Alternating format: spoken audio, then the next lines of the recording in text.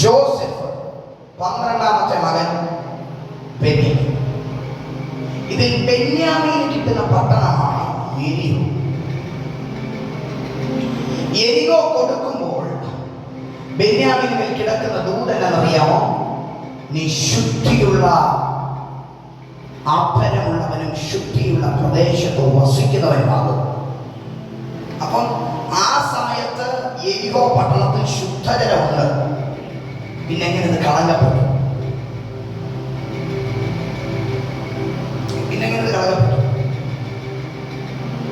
അത് പഠിക്കണമെങ്കിൽ ന്യായാധിപന്മാരുടെ പുസ്തകം നിങ്ങൾ എടുത്ത് പഠിച്ചാൽ അറിയാം. ദെബോര എന്ന സ്ത്രീ എഴുന്നേറ്റുന്ന ദൈവസന്നിധിയിൽ പ്രാർത്ഥിക്കുന്നു. ഒരു യുദ്ധം നടക്കുന്നു. യുദ്ധത്തിൽ കൊല്ലപ്പെട്ടവരെ മുഴുവൻ കൊണ്ടിടുന്നത് യോർദാൻ എന്ന യെരിഹോ എന്ന പട്ടണത്തിന്റെ ചുവട്ടിൽ. ദൈവ പദ്ധതിയില്ലാത്തവന്റെ സാന്നിധ്യം പോലും നല്ല സ്ഥലത്തെ മുഷിപ്പിക്കും. ഞാൻ കഴിഞ്ഞ ആഴ്ച പറഞ്ഞു, നിന്റെ അത് പദ്ധതി ഇല്ലെങ്കിൽ എനിക്ക് തോന്നുന്നു ശലോമോൻ എഴുതിയ ഒരു പുസ്തകത്തിന് സഭാപ്രസംഗിലാകുന്നു, ചത്ത ഈച്ച തൈലക്കാരന്റെ തൈലം മുഴുവനും എന്ത് ചെയ്യുന്നു? നാറുമാറാക്കുകയാണ്. ചത്ത ഈച്ച ഒരെണ്ണം, അധികമല്ല അല്ലെ? ചത്ത ഈച്ച അധികം വേണ്ട, ഒരെണ്ണം മതി. ഇന്ന് ഞാൻ ആത്മമണ്ഡലത്തിൽ പറയുകയാണ്, പദ്ധതിയില്ലാത്ത ഒരുത്തനെ അടുപ്പിച്ചു പോകരുത്. സ്പിരിച്വൽ ലൈഫിലേക്ക് ദൈവത്തിന് ഇഷ്ടമല്ലാത്ത ആരും കൊണ്ടുവരുന്നത്. കാരണം ഇത് നീയും ദൈവവും തമ്മിലുള്ള ബന്ധമാണ്. ഈ ബന്ധത്തിനകത്ത് പുറത്തൊരു കണക്ഷൻ ഇല്ല, പുറത്തൊന്നൊരു ഇന്ററാക്ഷൻ ഇല്ല. ഇവിടെ നീയും ദൈവവും മാത്രം. സോ ഒരു വാക്ക് ഞാൻ നിങ്ങളോട് പറയട്ടെ, ഞാൻ പറഞ്ഞോട്ടെ, നിങ്ങൾ പ്രവാചകരാണ്. ഞാൻ ഇതിനകത്ത് ഒരു വാക്ക് പറയുകയാണ്, നീ പ്രവാചകനാണെങ്കിൽ നിന്റെ കയ്യിൽ ഒരു ദേശം ഉണ്ടാകും.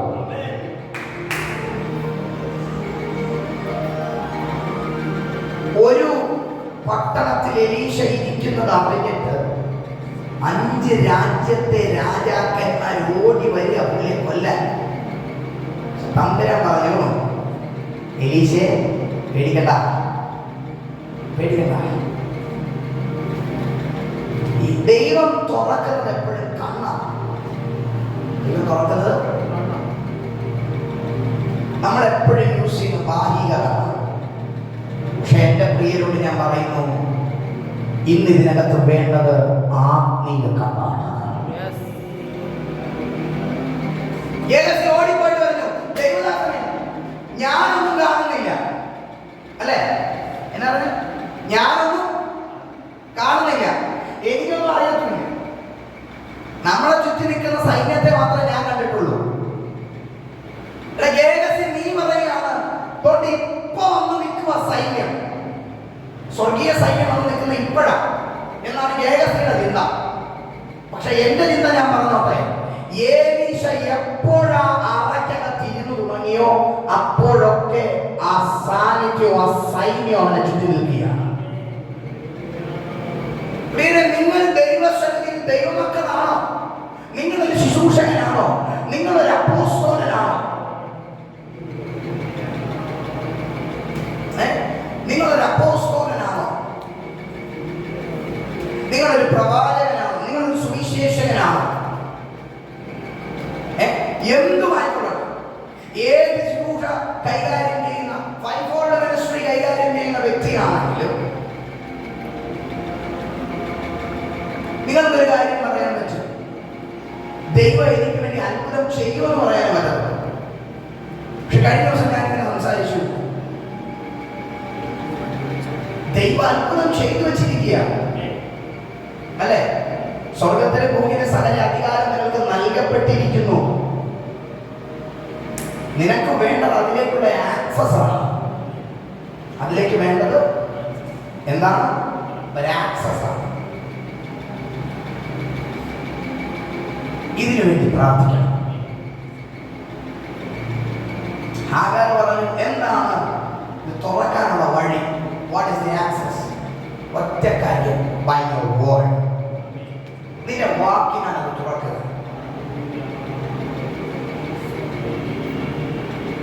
നിന്റെ വാക്കിനാണ് അത് തുറക്കുക. നമ്മുടെ കയ്യിലില്ല അധികാരം. ഞാൻ വീണ്ടും പറയാം, നമ്മുടെ കയ്യിലില്ല എന്തുണ്ട്? അധികാരമുണ്ട്.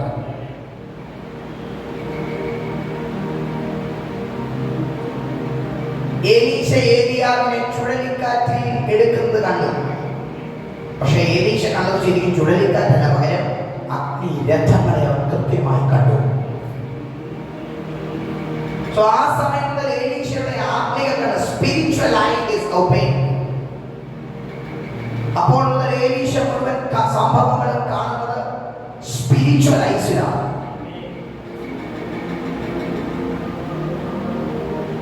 ഒന്ന്, ഒരു പ്രവാചകന്റെ ഏറ്റവും വലിയ ആയുധം is authority. Number 2, spiritual eye.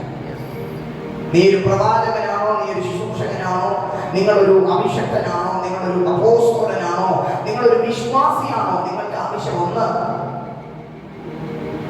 Authority. Number 2, spiritual. ഒന്ന്, നിങ്ങളുടെ അധികാരം. രണ്ട്, നിങ്ങളുടെ ആത്മീകം.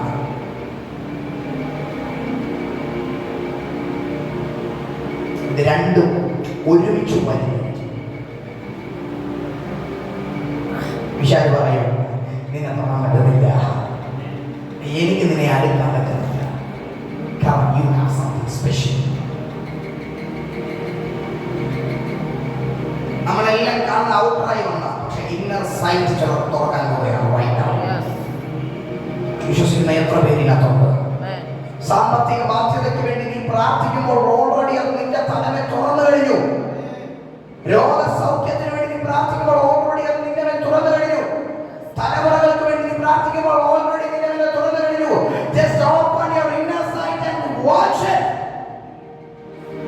അകത്തെ കണ്ണ് തുറക്കുക, അതിനെ കാണുക.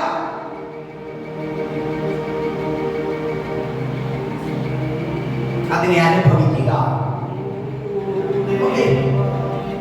സകലത്തെയും ചവിട്ടാൻ ദൈവം അധികാരം കൊടുത്തിട്ട് പറയുകയാണ്, ഒന്നും ഒരിക്കലും നിനക്കൊരു ദോഷം വരുത്തുകയില്ല എന്ന് പറഞ്ഞാൽ നിന്റെ അധികാര പരിധിക്ക് അകത്ത് നിൽക്കുന്നതൊന്നും നിന്നെ തകർക്കാൻ വളർന്നിട്ടുള്ളതല്ല.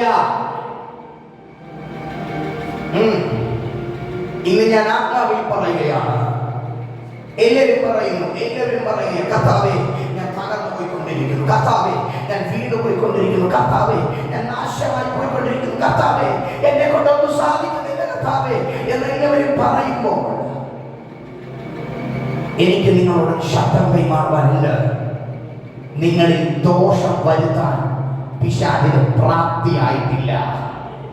അധികാരമുള്ളവനെതിരെ ദോഷം വരുത്താൻ പിശാചിന് നിനക്ക് പ്രാപ്തി വന്നിട്ടില്ല. അതിന്റെ കാര്യം സർവശക്തനായ യഹോവ, I repeat, സർവശക്തനായ യഹോവ, സർവവ്യാപിയായ യഹോവ എന്നോട് കൂടെയുള്ളതിനാൽ ഈ വിഷയങ്ങളിലൊന്നും ഞാൻ